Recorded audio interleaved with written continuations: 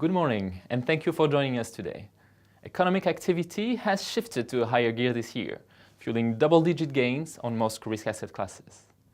One question holds, though. Could resurgent geopolitical threats jeopardize the recovery? Three regions concentrate the key risks. First, in the Middle East, the future leader of Saudi Arabia seems to try to consolidate his power. The situation is moving fast, with a number of players involved: Qatar, Iran, Turkey, Lebanon, Syria, Iraq, and Saudi Arabia, of course, without forgetting ISIS, Russia, and the US. We do not expect an escalation, but we do think the risk premium will keep oil prices high for a while.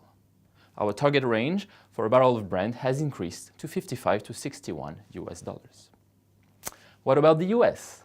Both houses of Congress have now released their tax reform proposals, and negotiations are ongoing.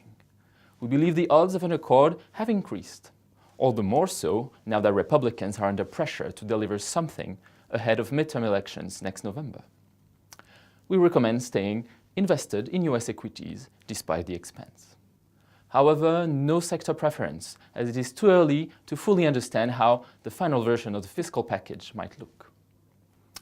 And finally, Europe, where some hurdles have reappeared.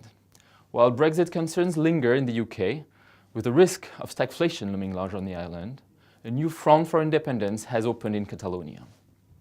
ETF equity flows are telling us that while European investors are starting to believe in the cyclical recovery in the zone, foreign investors are going to want more clarity on Spanish, Italian, and even German politics. In this context, our slight overweight on EMU equity may take some time to bear fruit. French stocks do, however, look set to enjoy the benefit of macroeconomic reforms. All in all, we remain circumspect. So far, the balance of risk is contained, but a careful investor should be ready to switch back to short volatility strategies or gold, and arbitrage the old continent versus new continent politics via the euro-dollar pair. At the other end of the spectrum and of the world, political questions have been resolved in China and Japan. President Xi and Prime Minister Abe are to push their reform agendas, garnering plenty of international attention and investors' impetus. We have turned to a strategic slight overweight on Japanese equity, but neutralized our stance on offshore Chinese shares. They have already gained 50% this year. Thanks for having followed us today, and let's hope for a good end of the year.